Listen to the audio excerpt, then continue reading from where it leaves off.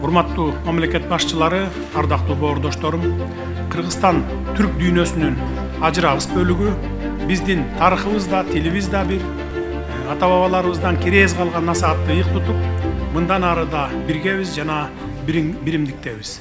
Өлкө башчы Садыр Жапаровдун Түркиянын Стамбул шаарына болгон 2 күндүк иш сапары аяктады. Жалпы алганда президенттин сапары эл аралык мааниде өлкө үчүн жемиштүү болду. Сапардын биринчи күнүндө мамлекет башчысы түркиялык ири бизнес өкүлдөрү менен жолугушту. Аларга Баткен облусуна инвестиция салууну сунуштады. Облуска өзгөчө макам берилгенин айтып, аймакта жеңилдетилген салык жана инвестициялык режим иштей турганын кошумчалады. Ага ылайык Баткенге инвестиция салган ишкерлер салыктын 4 түрүнөн мүлк салыгы, жер салыгы, пайда жана сатуу салыгынан бошотулат.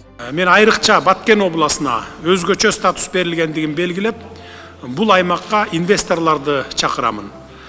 Анткени салыктардан жеңилдиктер берилген, айрым түрлөрү салыктардын алынып салынган. Кыргызстан өзүнүн экономикасын өнүктүрүүгө түрк компанияларынын инвестицияларын, алдыңкы технологияларын тартууга кызыктар, ачык бизнес менен инвестициялык климатты түзүүгө умтулат. Ошондуктан Кыргызстан түрк ишкерлери менен ачык жана айкын иштешүүгө ниеттенүүдө. Андыктан инвесторлордун корголушуна кепилдик берем, деди өлкө башчысы.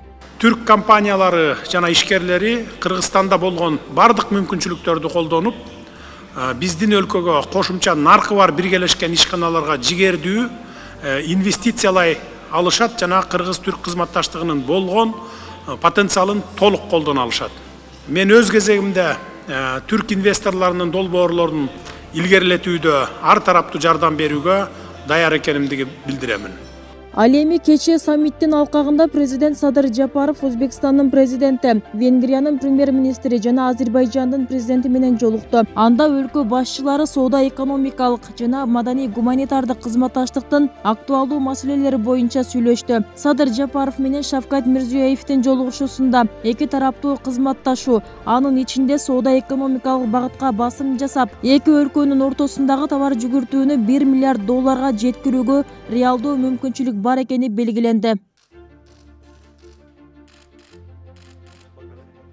2019 түрк тилдүү өлкөлөр кызматташтыгынын Бакуда өткөн 7-чи саммити орто жана чакан ишкердүүлүктү өнүктүрүүгө арналса, быйыл Стамбул шаарында өткөн 8-чи саммит жашыл технологиялар жана санариптик доордогу акылдуу шаарлар темасына багытталган. Саммитте Түркиянын президенти түрк тилдүү мамлекеттердин арасында соода-экономикалык чектөөлөр алынышын жана кызматташтыкты күчөтүүнү сунуштады.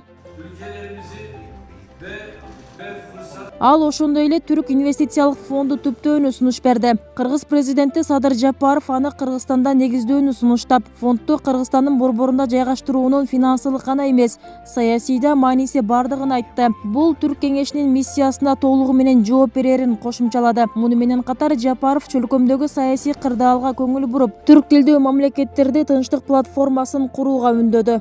Биз үчүн тынчтыктан артык дөөлөт жок. Учурдагы кырдаалды эске алып, Кыргызстан түрк дүйнөсүнө, жалпы эле эл аралык коомчулукка Борбордук Азия тынчтыктын аймагы деген платформаны түзүү идеясын сунуштайт. Биздин аймакты тынчтыктын, бир туугандыктын, ынтымактуу коңшулардын аймагы катары көргүбүз келет.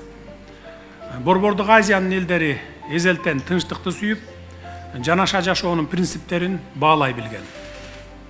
Саммитте каралган эң негизги темалар түрк кеңешинин ишмердүүлүгүнө жана келечегине байланыштуу маанилүү чечимдердин кабыл алынышы жана келечектеги 20 жыл ичинде түрк тилдүү мамлекеттердин өнүгүү стратегиясын иштеп чыгуу планы талкууланды. Ошондой эле түрк кеңешинин атын түрк мамлекеттер уюму деп атоо чечими кабыл алынды. Мындай чечим уюмдун макамын жогорулатуу максатын көздөйт. Мындан сырткары, кеңешке мүчө өлкөлөрдүн башчыларынын саммитинде бир нече ири документтерге кол коюлду.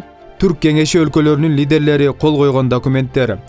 Түрк тилдүү мамлекеттердин кызматташтык кеңешинин аталышын түрк мамлекеттеринин уюму деп өзгөртүү жөнүндө чечим. Түрк мамлекеттер уюмунун 8-чи саммитинин декларациясы. Түркмөнстанга түрк мамлекеттер уюмунда байкоочу макамын берүү жөнүндө чечим. Түрк дүйнөсүнүн 2040 жылга көз карашын кабыл алуу жөнүндө чечим. Түрк дүйнөсүнүн бирдигине кошкон салымы үчүн Түрк мамлекеттер уюмунун Алишер Новаи атындагы эл аралык сыйлыгы жөнүндө чечим.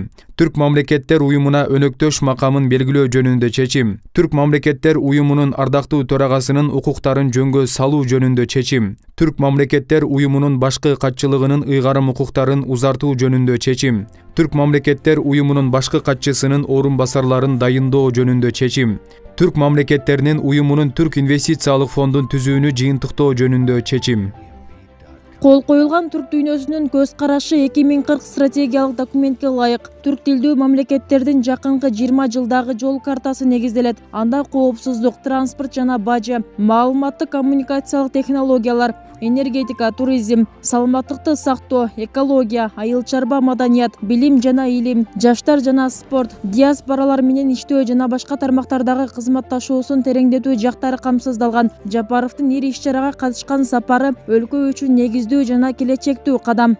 Эми бул түрк тилдүү мамлекеттер ошо дайыма 6 ай сайын, 1 жыл сайын чогулуп турган, бул жакшы жөрүлгө да.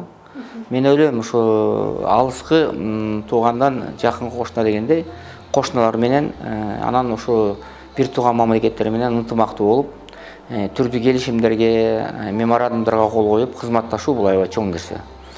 Президент келгенден кийин, ошо жумушка келгенден кийин көп мамлекеттер менен бузулуп калган, бир топ кээ бир мамлекеттер менен баягы кичине солгундап кеткен мамилелерди ордуна келтирип койду.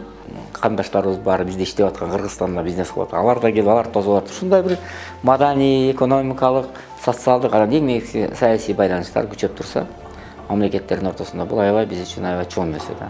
Белгилей кетсек, түрк тилдүү мамлекеттердин кызматташтык кеңеши 2009 жылдын октябрында түзүлүп, ага Азербайжан, Казакстан, Кыргызстан жана Түркия түптөөчүлөр катары кирген. Өзбекстан уюмга кошулууга ниетин 2018 жылы апрель айында билдирип, 2019 жылы Бакуда өткөн түрк тилдүү мамлекеттердин кызматташуу кеңешинин 7-жыйынында мүчө болгон. Уюмдун жыйыны 2018 жылы Кыргызстандын төрагалыгы алдында Чолпон Ата шаарында өткөн. Бибисара Орозалиева, Руслан Калматов, 7 канал, Атайын жумалык үчүн.